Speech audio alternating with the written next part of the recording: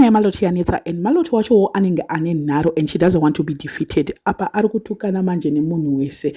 Let me just read what Angel Rue posted. And sometimes your mouth sets you up for failure. And she kept her mouth shut, maybe all this would have been avoided. We are learning every day. I was enjoying their music vibe, but after listening to the current nonsense, I'm unfollowing.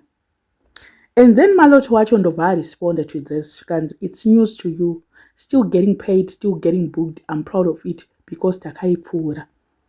Chakafura pachi because recently she did a TikTok live. I think on Thursday last week she did a TikTok live akatotaura I'm on the run. And the newspaper South Africa rakamburitsa. She was all over newspaper South Africa and she is on SAP's website. On the wanted list aripo saka chakapfuura apa ndechipi koMalot chaari kutaura.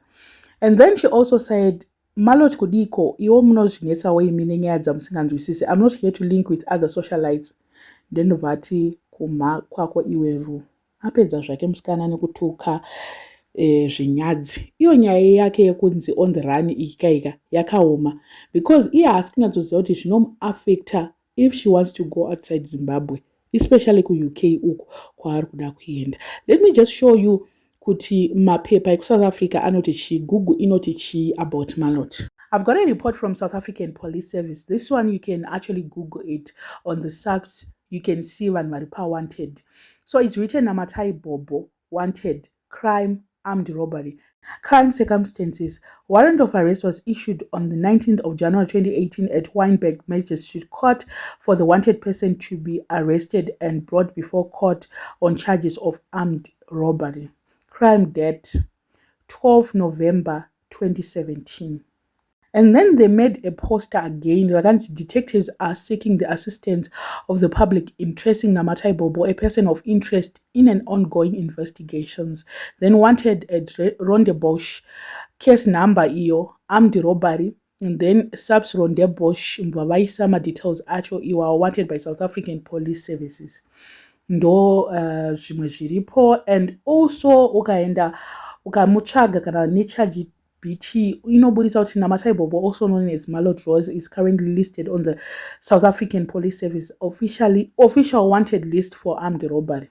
Below are the official details regarding a case: charge, armed robbery, station Rondebosch, Western Cape, then case number, investigating officer Sergeant MD Marais, contact numbers, Dovavaisama contact numbers acho. And apparently I've got a screenshot again of someone who has started asking if they are still looking for Malot. That's how people can do. They can go as far as doing so because my numbers are repo. Hanzi Panapa, are you still looking for this lady? She is traveling to the UK for a show. Her visa was applied through Y2K Entertainment in the UK. We can get you more information about everything. Mukona kuti ndopaona kuti vavengika vanenge vakangokutarisa kungoti one mistake vamubvawo kubasa ipapo. Had she kept quiet zvataurwa naAngel Rue dai zvese zvisipo. Munhu ari kutokanganisika manje ndiHulengende. Because she doesn't have any career yekunyatsoti Hulengende ndiye waari kutosapota paipai. Iye anenge achingoita a backing vocalist achidii, but truth be told munhu waari kukanganisira murume wake hapana mumwe. And then iye bva aposta kuti kumisa mutambo it can't. Ndiye ari kutaura anzi it can't kumisa mutambo weUK. Ane sure here nezvaari kutaura, because I saw someone saying and you use that information to UK Home Office kuti vazive kuti police clearance yaachashandisa akadhiza.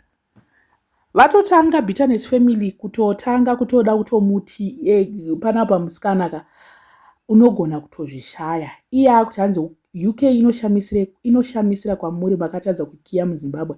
I live a very comfortable life in Zimbabwe. I'm not trying to be an immigrant there. Ndezvenyu mambuya akaremerwa neZimbabwe. The promoters know hukurai. Hopefully she will go to the UK because noise yatotanga ka ndeyekutoti anotori nevanhu vakatomira izvezvi vari kutoda kutoendesa mapetition, vari kutoda kutoendesa nyaya dzake kuHome Office zvekutodaro, vari kutoda get to get naMalot. Chinonetsa ndechekuti Malot confessed to all her crimes on live and mareceipts acho aripo, and ana Ketina vanogona kutongoita run with all that.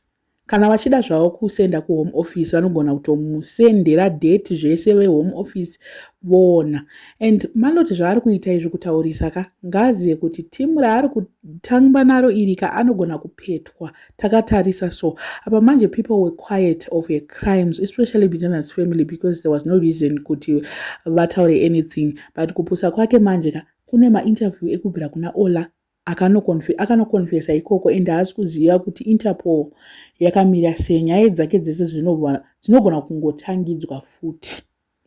And then she also posted kuti I'm an artist, get booked and paid, and the promoters know everything. It's also public knowledge, it's not a secret. I get booked because I have fans, that's why they booked me. Makarerwa nekukwadzana chaiyo anaketi makungogara kuisland mese namai vako vanogara one room at your age because you failed in Zimbabwe. Asi hapana asingari kugara kumba. Home is best, especially to you, because it's not like makafadaya ikoko, you are just living a basic lifestyle. Poster Ramakaona, it means I already got paid. My goal is to make money and build a life in Zimbabwe. Even though Aslam Sika, not me. Saka, don't confuse the two. And I'm proud of my past because Takai Pura, I'm forever elevating. That's why I can talk about it, because Andinyara Nazo, that was 11 years ago, and I'm not the same person anymore. You can't fight me using my past that I told you about. Come on, Sisi, that's like trying to rob my old house. Duh. I don't stay there anymore. Say what shall I call as someone who is trying to do music at 46. You should take notes instead of hating, because I've been in the music industry for 1 year, but I'm already booked and busy. You have been trying to do music for years now. Kumisa Mukambo, it can't. Okay, it's Mukambo, not Mutambo. I read wrong. Bye. Okay. The thing is, Maloti is not seeing any danger in all this, but let me just highlight what zvinogona kuitika apa panyaya yake. One, nyaya yake iyi inogona kutongomushatira kuti vanhu vari kuSouth Africa o vari kuno kuZimbabwe vanogona kutongovasaidzira police. Interpol, they can do that kuSouth Africa. They can, because she's still on the wanted list up to now, despite kuti ari kutaura kuti akapapfuura. She had a lot of crimes. Dzimwe dzacho ndo dzaakatiza, dzimwe akapika, yes, but dzimwe she's on the run. The reason why asingaina unoperforma nemurume wake kuSouth Africa is because she can't go there because of nyaya dzake. Have you ever seen Maloti ari kuSouth Africa since 2018, 2017 at least? According to the people that are in the UK, they are actually saying kuti immigration zvakadai so vakazviona anogona kutadziswa kupinda. Ndo zviri kutaurwa. Ngarimember kuti maititi vakatadza kupinda nenyaya yemafuta chaiyo, vakatanga kunzi she's a criminal, she's a what. Izvese zvo zvakaendeswa kuhome office maititi vakapiwa 10 years ban. Saka ngaasada zvake kuda kuti hey, it's things of the past, hey, what. And kutadza kwake kutaura, ari kutaura kuti hanzi zvoni UK inoshamisira imimi. But she wants people in the UK to hanzi makatadza kurarama nelife mu UK, hanzi inotoshamisira imimi. But iye ari kudainda unoperformera vanhu vari kutadza kurarama muno muZimbabwe, vari kuzoda kubuditsa mari yake yavo. Iye ari kuzvitaura kuti she's a hustler, she's a chichichi. Oda kudoti the same people vabudise mari kuenda kushow kwake. Show yake yakabvira kudhara ichitaurwa nevanhu veku UK vachinzi hatina time yake, hatitomborina. Apa ari kutowedzera futi salt pamusoro pazvo.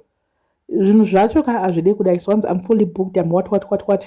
Hazvina kana basa zvokuti ya fully booked izvezvi. Zvinopera, pane vakamborirawo. Usati watomboenda kunhu, unopedza career, usati wadii, kana vanhu voda zvako zvavo. And remember kuti vanhu vanenge vachikusapota pasocial media ka, I know the same people that are going to come to your show. Unogona kutofunga kuti malove nemalikes ndo achaita kuti uzadze mushow, but zvoenda nepamwe. So at this point, I feel like Maloti should just keep quiet, because Ketina wari kuita naro naye, she's like anozvishandira ku UK, ku island kwaari uko. Haana kana munhu waanoti mukasei boss, haana kana chinombomu affect, but iye she has got a career. Ndiye anofanira kuzvibvunza ega kuti zvaari kuita izvi zvichamusvitsari kupi. And Angel Roo waari kunetsana naye futi uyu, she has your apartment, she has got things. Utomuona achipfeka maLouis Vuitton machichichi. Iye azotanga kuita mari izvezvi. Nyaya dzaMaloti hadzidzikanganwe dzekudzingwa mumba nekutadza kubhadhara rent. Last year akadzingwa sembwa achinzi anokumbira chikafu mumba make mune musina kana chinhu. Nhasi unootudza kuti I've got everything, I live a comfortable life in Zimbabwe. Ngaanyarare because kwaari kuenda before adownfall ka ndo zvinowanzoitika. Akadzikama hapana chinombo like manyemwe ka nedzungu hazvide kudai. So it's not about her telling us a crime on herself, it's about how it's going to affect her in the future. So zvekunzi iye malotaura nyaya dzake ega yakatotiudza this is old news. It's about how it's going to affect her career now from going forward. I don't know what you guys think. Let me know in the comment section what are your thoughts. When you're a subscriber, please make sure that you subscribe and see you in the next video.